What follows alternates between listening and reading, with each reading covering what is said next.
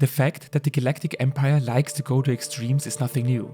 Nevertheless, what it has done to Mandalore is, even in the history of the galaxy, no exception, because Geonosis suffered a similar fate, but it's rare and more than terrible. But how could it have come to this? Why did the Empire have to strike so hard on Mandalore? After the end of the Clone Wars, Bo-Katan Kryze was established as the rightful ruler of Mandalore. Not for long, however, as shortly after the declaration of the First Galactic Empire, the clones, still stationed there because of the Siege of Mandalore, began to occupy the planet. Bo-Katan refused to cooperate with the Empire, so the Empire chose Gar Saxon, one of Darth Maul's former commanders. Indeed, Darth Maul ruled the planet for a time during the Clone Wars as governor of Mandalore. Although many clans still recognized Bo-Katan's leadership, the Siege of Mandalore had weakened the people so much that many preferred to support Saxon's pro-imperial stance rather than revolt against the new leader. Of course, knowing of the Mandalorians' warlike nature, the Empire allowed Saxon considerable wiggle room in his rule of the planet, for instance a group of Imperial Mandalorian supercommandos. In that way the Empire ruled Mandalore for years. But it was not to stop there. Only a few years before the Battle of Yavin, around the time when the Rebel Alliance against the Empire was founded, the Mandalorian Sabine Wren came into possession of the Darksaber, which was previously owned by Darth Maul.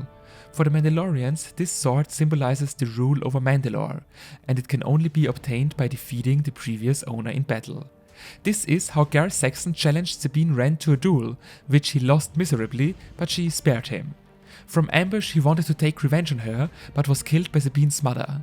This led to a kind of civil war between Clan Saxon and Clan Wren, which ended with several Mandalorian clans joining forces to drive the Empire from the planet. Symbolically, Sabine gave Bo-Katan the Darksaber to restore her rule over Mandalore. Even though the Mandalorians are no longer the dangerous warriors of the old days, who were able to take on any opponent, this very spirit still burns within them.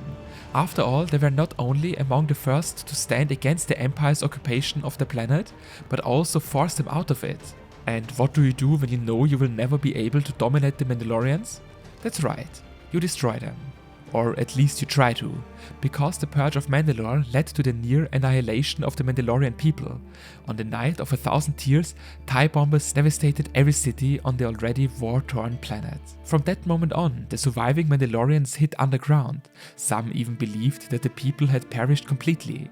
But so it came to pass that even after the fall of the Empire, these once great warriors were increasingly rare in the galaxy. Some Mandalorians blamed Bo-Katan for this misfortune, as she had required the Darksaber wrongly, but we know she won't make this mistake again. If you don't want to miss more background information about the Mandalorian, please subscribe to the channel, and here I've linked my detailed breakdown of the last episode. May the Force be with you.